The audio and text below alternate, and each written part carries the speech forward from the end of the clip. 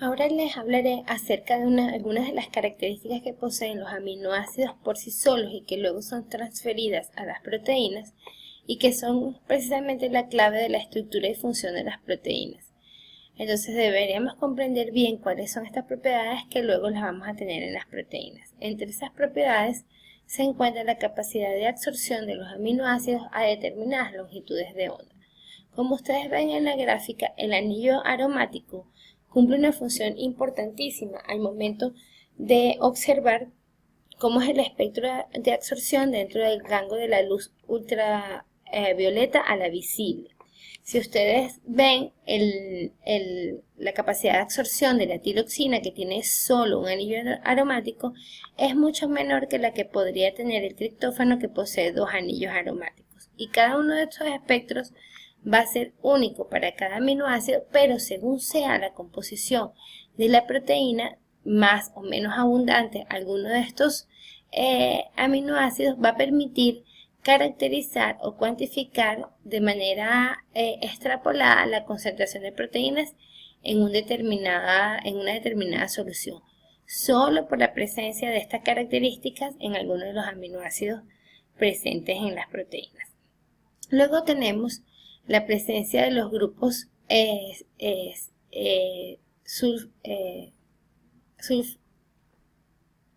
sulfúricos que van a dar, o los azufres que van a permitir la formación de los puentes disulfuro, como es en el caso de la cisteína, que como ya les dije, dos aminoácidos cisteína son capaces de formar un aminoácido cistina o un tercer aminoácido, pero además estas cumplen un papel importante, la presencia de estas cisteínas, en lo que es la configuración terciaria de la proteína, ya que las puentes disulfuro dan estabilidad a la proteína. En cuanto a la absorción de la luz, como les comentaba en el caso de los aminoácidos aromáticos, se basan en la ley de Lambert-Eaton, donde una luz puede atravesar una celda de 1 centímetro y poder ser leída a través de un detector debido a la incidencia de la luz y a la transmitancia de la misma. Luego vamos a tener el caso de los aminoácidos que pueden tener formas no iónicas y luego formas suiteriónicas. En la forma no iónica nosotros tenemos unido el hidrógeno aquí en esta posición y tenemos neutralizado el amonio en esta posición. Cuando tenemos la forma suiteriónica, el aminoácido justamente tiene liberado, tiene libres el lugar donde tiene el ion ácido y el lugar donde tiene el ion amino, y se neutraliza la carga por la presencia de estos dos iones libres, y por eso se le llama suiteriónico, porque es una forma no iónica del aminoácido. Todos los aminoácidos poseen, menos los no cargados, poseen este tipo de comportamiento. Pero es interesante que ustedes observen que según las características del aminoácido en cuanto a esas formas iónicas y no iónicas o suiteriónicas, fíjense cómo de la forma positiva la glicina puede ir transformándose hacia su forma suiteriónica, donde su punto isoeléctrico es 5.7, y eso significa donde su carga neta es 0, porque se compensa la carga positiva con la carga negativa, y en ese punto el aminoácido no va a tener mayor movilidad, y luego, como también puede pasar hacia su forma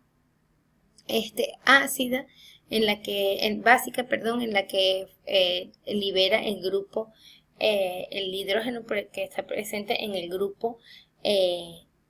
ácido. Entonces nosotros podemos ver que en un mismo aminoácido tiene dos pK diferentes, un pK o una capacidad de amortiguación alrededor de 2,34 valor de pH y otra capacidad de amortiguar a 9,60 con un punto isoeléctrico o neutralidad en 5,97. Esto es muy importante tenerlo porque según la naturaleza de los aminoácidos que componen una proteína, estos aminoácidos van a ir donando estas características a la proteína, y la proteína se va a comportar más o menos amortiguadora según sea la abundancia de los aminoácidos presentes en ello. Entonces tenemos que hay formas como el glutamato que pueden tener varias formas intermedias, como se ve aquí una forma positiva,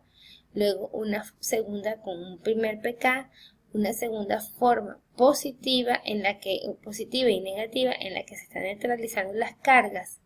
en este punto, con un segundo pK, luego, y el pK el que se conoce como pKr porque proviene este pK del grupo, está siendo donado por el grupo R. Luego tenemos aquí una forma deuteriónica, pero en el que el R se encuentra también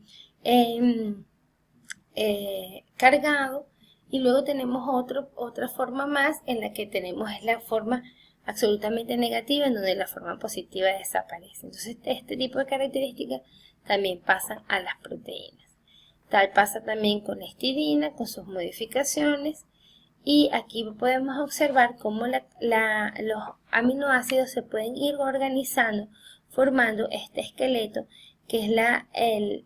el que se forma por las uniones de los grupos amino. El enlace es lo que nosotros conocemos como enlace peptídico, porque une a un aminoácido con el otro formando un péptido, y se caracteriza por tener un extremo amino terminal y un extremo hidroxilo terminal. Fíjense cómo aquí se organizan estos aminoácidos, y tal como se observa aquí, los grupos R más voluminosos siempre se tienen que acomodar de tal manera que no interfieran con la configuración de la proteína. Grupos muy voluminosos como como vemos acá, también tienen una configuración especial, es decir, no podrían estar cerca cadenas tan voluminosas. Luego, las proteínas, pues según su conformación, se logran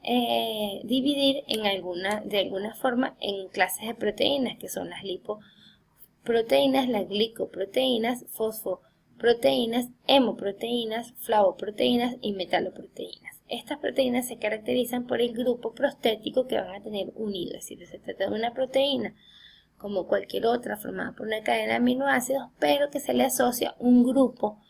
que se le denomina grupo prostético y que le da una identidad particular a cada proteína. Por ejemplo, las lipoproteínas se unen los lípidos, las glicoproteínas se unen los carbohidratos, y generalmente las inmunoglobulinas, que están muy relacionadas con los procesos como las alergias y que son muy importantes en el caso de nutrición, son proteínas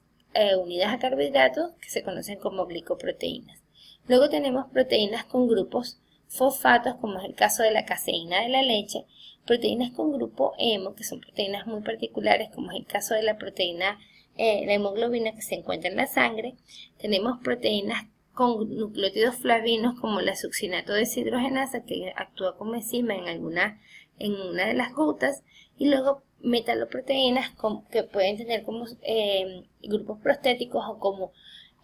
moléculas que se unen, hierro, zinc, calcio, molibdeno o cobre, y van a formar proteínas como ferritina, alcohol deshidrogenasa, la calmodulina, la dinitrogenasa y la plastocianina. Es interesante que tengan en cuenta que estas proteínas cumplen un papel muy importante en los temas de catabolismo, de metabolismo, de compuestos o de moléculas dentro del organismo. Todas las proteínas se inician con la secuencia organizada a partir de la información que viene de los ácidos nucleicos de los aminoácidos. Entonces los aminoácidos de una u otra manera están dictados o vienen anotados desde nuestro genoma con un orden particular, y este orden particular es respetado en el momento de la síntesis, con algunas posibilidades de mutaciones, como es por el uso de codones. Es decir, que por algún error, un uso de codones determina la colocación de un aminoácido y no de otro, y esto puede ser parte de las mutaciones de los errores en el metabolismo, pero generalmente esta estructura primaria viene ya dictada desde el genoma. Esta estructura primaria nos sirve para predecir esta estructura secundaria. Entonces, según sean los aminoácidos que se van colocando aquí, tal como lo he venido diciendo, los aminoácidos van a donar parte de sus características a las proteínas. Según cómo se colocan esos aminoácidos, van a determinar qué tipo de pliegues o qué tipo de estructura secundaria vamos a tener, como pueden ser la alfa hélice o la hoja beta plegada. Este tipo de estructura también luego es donada a la estructura terciaria, donde se forma una cadena de polipéptido que se organiza mucho más, y por supuesto a la estructura cuaternaria, en donde varios polipéptidos se pueden unir ensamblándose como formas de subunidades. Entonces, entre las propiedades de las proteínas, que son propiedades también que provienen de los aminoácidos, está la solubilidad. Se mantiene siempre y cuando los enlaces fuertes y débiles estén presentes. Si se aumenta la temperatura y el pH, se pierde la solubilidad, y es lo que ocurre cuando cocinamos un huevo o como cuando añadimos ácido a la leche. Tenemos también capacidad electrolítica, que se determina a través de la electroforesis, técnica analítica en la cual si las proteínas se trasladan al polo positivo es porque sus moléculas tienen carga negativa y viceversa. Las proteínas, a diferencia de los ácidos nucleicos, como su nombre lo dice, son ácidos, están cargados negativamente, mientras que las proteínas tienen diversidad de cargas y pueden ser negativas, positivas o neutras, y en eso va también a determinar su movilidad en un campo eléctrico, que es su capacidad electrolítica. Luego tienen especificidad. Cada proteína tiene una función específica que está determinada por su estructura primaria. Y por último tenemos una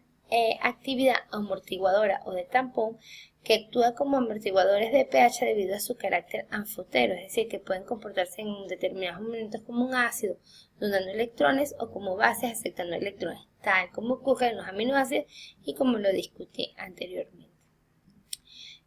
Bueno, respecto a la organización, y ya para terminar, de las proteínas, los niveles de organización de las proteínas, aunque ya lo señalé anteriormente, lo que paso, tenemos una estructura primaria que solamente es como un collar de cuentas de aminoácidos que vienen directo del genoma. Luego tenemos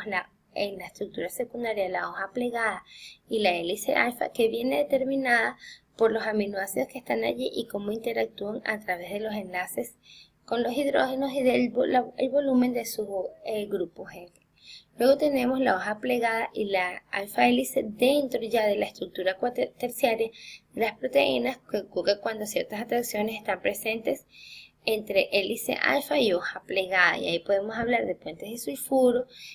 interacciones de Van der Waals y otras. Y luego tenemos la estructura cuaternaria de las proteínas, que es una proteína que consiste de más de una cadena de aminoácidos. Y como ustedes han visto, pueden estar libres, como lo mostré al principio en la película del primer día. Pueden encontrarse estas estructuras libres y unirse en un determinado momento por unas necesidades celulares y volverse a separar o mantenerse unidas durante el tiempo, o incluso la posibilidad de que estas cadenas polipeptídicas estén inmaduras y bajo una determinada condición se maduren y se liberen para tener su actividad dentro del citoplasma.